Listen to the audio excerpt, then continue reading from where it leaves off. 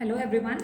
So continuing with the topic of break even point, हमें कई बार क्वेश्चन में ये आ सकता है that we have to calculate the new break even point. Means पुराना हमें दिया है, पुराने की डिटेल्स दी हैं, बट क्योंकि अब क्या है, आपका सेलिंग प्राइस चेंज हो गया है, तो उस सेलिंग प्राइस के चेंज होने के कारण आपका बट ऑब्वियस है ब्रेक इवन पॉइंट भी चेंज होगा। तो अब आपको उस नए ब्रेक इवन पॉइंट को कैलकुलेट करना है। The formula will remain same, जो हमने प्रीवियस लेक्चर में किया था वही फॉर्मूला है। जस्ट एक चेंज आ जाएगा कि अब आपने सेलिंग प्राइस न्यू लेना है। पहले आपने प्रीवियस केस में प्रीवियस क्वेश्चन के अकॉर्डिंग करना था, न्यू सेलिंग प्राइस आएगा तो न्यू सेलिंग प्राइस कंसीडर करेंगे। सो fixed cost upon new selling price minus new variable cost. अब चांसेस ये हो सकते हैं कि आपका वेरिएबल कॉस्ट भी चेंज हो रहा हो, तो आपने उस चीज़ को भी नया ही लेना है। अब new S P minus new V C मतलब क्या हो जाएगा, न्यू कॉन्ट्रीब्यूशन। तो हमारा ये फॉर्मूला कंप्लीट हो गया that fixed cost upon new contribution हमें क्या देगा, ब्रेक इवन पॉइंट देगा in the form of units, because we are solving it for the formula of break even point in the form of units. अब आपको same situation है, आपके selling price change हो गया है, आपको न्यू ब्रेक इवन पॉइंट बोला है, but now they have asked you to calculate the new break even point in the form of monetary value. मतलब आपने रुपीज़ में उस चीज़ की वैल्यू को कैलकुलेट करना है। तो अगेन फॉर्मूला सेम रहेगा जो हमने प्रीवियसली किया है। आपको जस्ट अब क्या करना है, आपको पीवी रेशो ही चेंज होगी। फिक्स्ड कॉस्ट तो हमेशा सेम रहती है, चाहे आप उसको जितना मर्जी वॉल्यूम को चेंज करो, इंक्रीज करो, डिक्रीज करो, चेंज किस में आएगा, पीवी रेशो में। क्योंकि पीवी रेशो किसका रिलेशन निकालती है, output your contribution and your sales and your profit.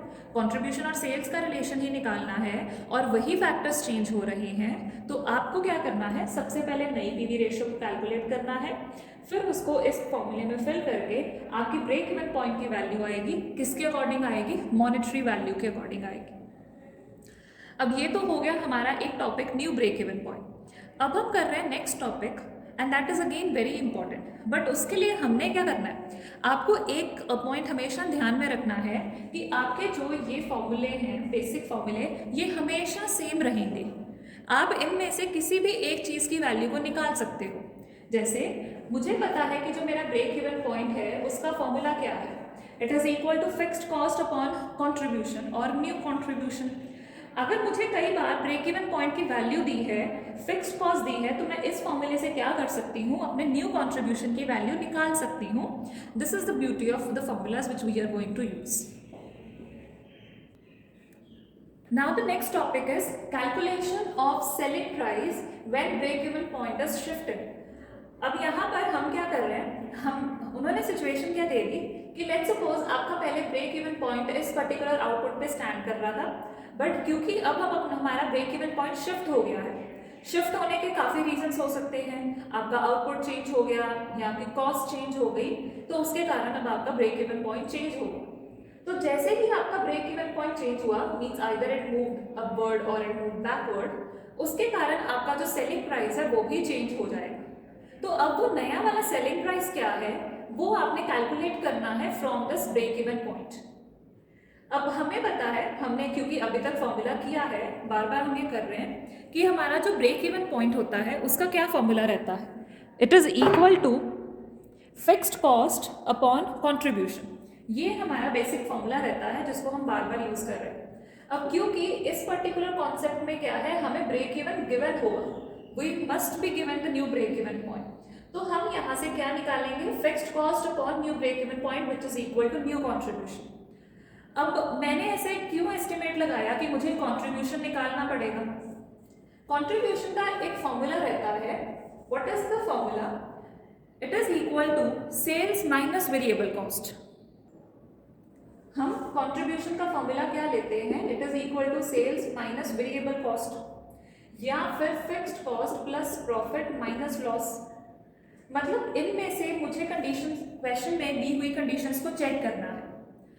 अब आपको क्योंकि सेलिंग प्राइस निकालना है तो मींस मुझे ये वाला फॉर्मूला अप्लाई करना पड़ेगा, सेल्स माइनस वेरिएबल कॉस्ट, तब जाके मेरा कंट्रीब्यूशन आता है।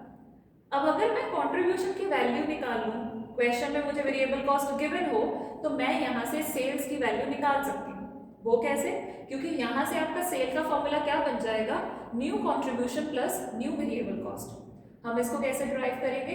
Contribution is equal to sales minus variable cost. अगर सेल्स की वैल्यू निकालें it is contribution plus variable cost which is equal to sales.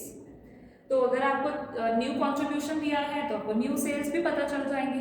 New sales पता चल गई तो आपको पर यूनिट सेलिंग प्राइस भी पता चल जाएगा if you have this value with you. तो यहाँ पर उसी चीज को परफॉर्म किया है। सबसे पहले हमने कंट्रीब्यूशन को निकाला है। एक बार आपके पास कंट्रीब्यूशन आ गया, अगर आपको वेरिएबल कॉस्ट क्वेश्चन में गिवन है तो हमारी जो न्यू सेल की वैल्यू है हम वो निकाल सकते हैं divided by the total number of output, और वहां से आपकी पर यूनिट सेलिंग प्राइस की वैल्यू भी आ जाएगी। Now practical question, from the following information calculate break even point in the form of units, and second point is break even point in the form of rupees or in the form of monetary value। जो information हमें given है, sales of 50,000 units at ₹6, मतलब एक unit आप बेच रहे हो ₹6 पे और टोटल हम 50,000 यूनिट्स की सेल कर रहे हैं। Second they have given variable cost at ₹4, again जो पर यूनिट कॉस्ट है वो है ₹4 और वेरिएबल कॉस्ट आपकी टोटल आपको निकालनी पड़ेगी। टोटल फिक्स्ड कॉस्ट उन्होंने हमें 80,000 रुपीज गिवन है। Now for solving this part what we need to do, we need to write down everything जो हमें क्वेश्चन में गिवन है। जैसे अगर मैं यहाँ पर सेल्स की वैल्यू निकालूं, हमने बेचे कितने हैं? हमने 50,000 यूनिट्स को बेचा है और एक यूनिट को किस पे बेचा है? ₹6 पे। ये आपकी टोटल सेल्स की वैल्यू आ जाएगी। अगर आप इसको नहीं भी कैलकुलेट करोगे then also it is fine, because आपको फॉर्मूले के अकॉर्डिंग देखना है क्या चाहिए। तो अगर आपके फॉर्मूले में ये डिमांड किया है तो आप उसको कैलकुलेट करो, otherwise if you want to skip this part you can. Next उन्होंने हमें given it is given in the question variable cost जो कि है ₹4। अब हम किसके साथ मल्टीप्लाई करें? क्योंकि वेरिएबल कॉस्ट क्या होती है? जो आपने यूनिट्स प्रोड्यूस किए हैं उनकी कॉस्ट। ये तो हमने यूनिट्स बेचे हैं 50,000, क्योंकि क्वेश्चन में कुछ भी मेंशन नहीं है, हम ये मानेंगे कि जितने हमने बेचे हैं हमने उतने ही प्रोड्यूस किए हैं। तो इसका मतलब हम क्या करेंगे, हम 50,000 यूनिट्स के ऊपर ही अपनी वेरिएबल कॉस्ट को कैलकुलेट करेंगे, because nothing was given to us in the form of units produced, only sold units are given. So we are here assuming that the units produced is equal to units sold. So here I have written the value of total sales and total variable cost. Fixed cost हमें given है ₹80,000। Done। अब question में हमें सबसे first part जो पूछा है वो पूछा है कि आपने ब्रेक इवन पॉइंट निकालना है यूनिट्स की फॉर्म में। So we will be solving for the very first part that is break even point in the form of units. अब उसका फॉर्मूला क्या होता है हमने प्रीवियस वीडियो में भी कवर किया था, it is equal to fixed cost upon contribution per unit. अब अगर मैं यहाँ पर वैल्यूज फिल करूँ, फिक्स्ड कॉस्ट की वैल्यू क्या है? It is ₹80,000। Contribution per unit की वैल्यू क्या होती है? Selling price per unit minus variable cost per unit. Contribution per unit की दो वैल्यूज हैं, so we can here calculate contribution per unit is equal to, you have to mention the formula which you are applying. उसको apply करना, उसको mention करना बहुत ज़रूरी है, otherwise your marks could get deducted. So the formula is selling price जो हमने per unit लेना है और वेरिएबल कॉस्ट हमने कौन सा लेना है? पर यूनिट लेना है। तो अगर हम उस फॉर्मूले को अप्लाई करें, सेलिंग प्राइस पर यूनिट हमें गिवन है ₹6 और variable cost per unit given है वो हमें गिवन है ₹4।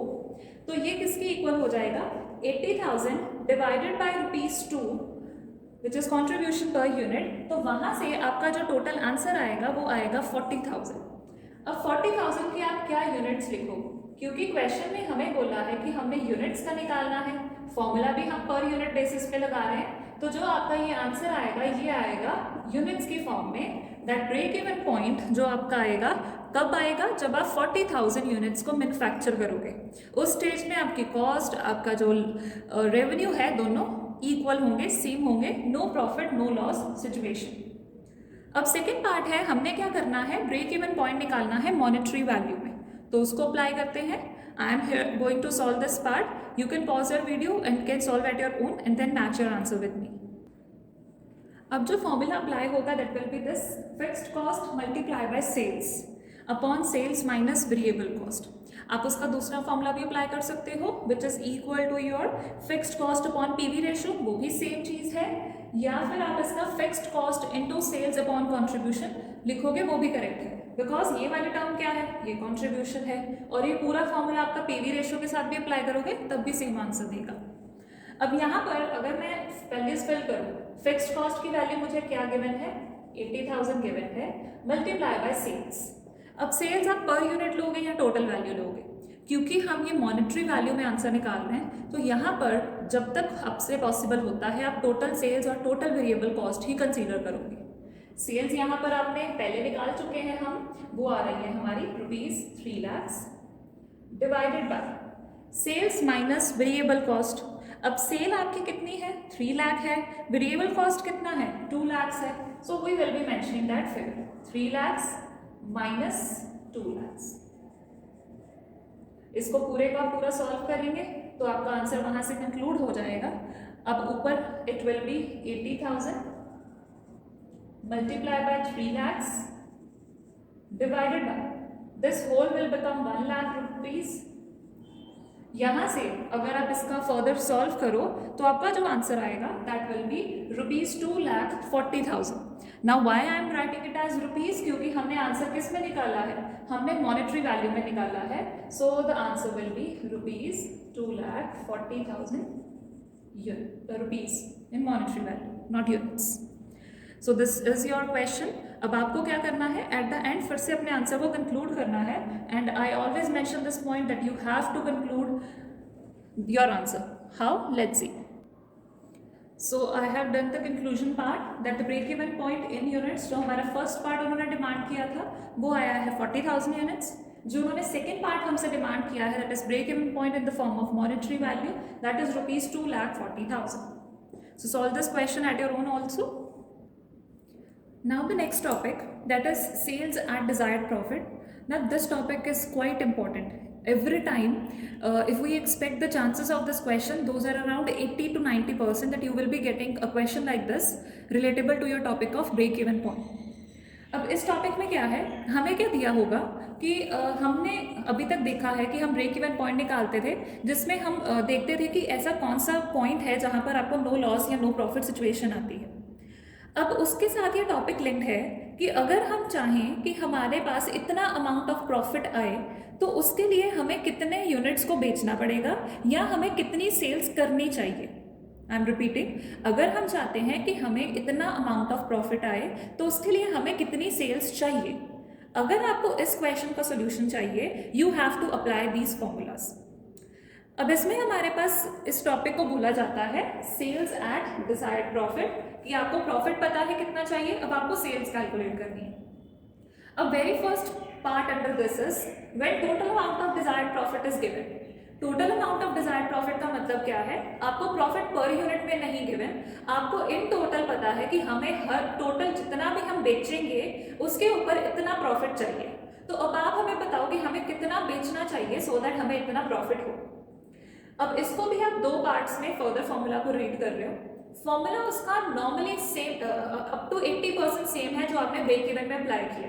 ब्रेक इवन में नॉर्मली हम क्या करते थे कि अगर हमें यूनिट्स में अप्लाई करना है तो हम लिखते थे fixed cost upon contribution per unit. हम ये यूनिट्स में ब्रेक इवन पॉइंट का फॉर्मूला अप्लाई करते थे। आपको इसमें क्या ऐड कर देना है, आपको इसमें डिजायर्ड प्रॉफिट के अमाउंट ऐड कर देंगे। वो आपको खुद बता देगा कि इस पॉइंट पे सेल्स कितने नंबर ऑफ यूनिट्स की होनी चाहिए। चेक करो क्या ये चीज बता रहा है आपको, required sales at desired profit in units. ये आपको यूनिट्स का ही फॉर्मूला हमने पिक किया। नाउ सेकंड पार्ट क्या है कि अगर आपको रिक्वायर्ड सेल्स की अमाउंट चाहिए बट वो किस में चाहिए, मॉनेटरी वैल्यू में चाहिए। जैसे हमने ब्रेक इवन पॉइंट में किया था, फॉर्मूला हमारा क्या रहता है, fixed cost upon PV ratio. हमने सिर्फ एक चीज ऐड करनी है, the value of desired profit, और हमारे पास अगेन वैल्यू आ जाएगी रिक्वायर्ड सेल्स की जो हमें उस पर्टिकुलर प्रॉफिट पे चाहिए। अब वो सेल्स की वैल्यू किस में आएगी, रुपीस में आएगी। अब ये तो केस हो गया हमारा तब जब हमें डिजायर्ड प्रॉफिट की टोटल अमाउंट दी हुई है। सेकेंड केस ये हो सकता है कि आपको डिजायर्ड प्रॉफिट की टोटल अमाउंट देने की बजाय आपको पर यूनिट प्रॉफिट बताया हुआ है। Means total amount of profit is not given, you are given the per unit profit which you have to earn your sales. उस केस में अब आपको कौन से फॉर्मूले अप्लाई करने हैं। Now the second part is now the second part is when per unit value of desired profit is given. तो उस केस में required sales and desired profit in units and in rupees कैसे calculate होगा? These are the two respective formula. Again हम कैसे निकालते थे break even? Fixed cost upon contribution per unit. आपको यहाँ पर क्या सब्ट्रैक्ट कर देना है? Profit per unit. वो प्रॉफिट जो आप अभी एक्सपेक्ट कर रहे हो कि आपको चाहिए, आपका वहाँ से क्या आ जाएगा? रिक्वायर्ड सेल्स आ जाएगा। अगर हम सेकेंड फॉर्मूला की बात करें, हम यहाँ पर क्या लिखते थे? Fixed cost upon PV ratio. तो अब पीवी रेशो की जगह हमने क्या लिखना है? Contribution per unit minus profit per unit. मतलब कौन सा फॉर्मूला? ऊपर वाला ही आपने जस्ट रिपीट कर दिया। रिपीट करने के बाद आपको क्या करना है? सेलिंग प्राइस पर यूनिट के साथ उसको मल्टीप्लाई कर देना है। तो आपकी जो वैल्यू आएगी वो मॉनेटरी वैल्यू आ जाएगी सेल्स की, जो आप इस पर्टिकुलर प्रॉफिट पे चाहते हो कि आपको अर्न हो। So this was the topic of sales at desired profit. Theory के लिए भी बहुत इंपॉर्टेंट है and it is important from practical aspect also. So in the next video we will be covering more topics and questions regarding this part. Thank you.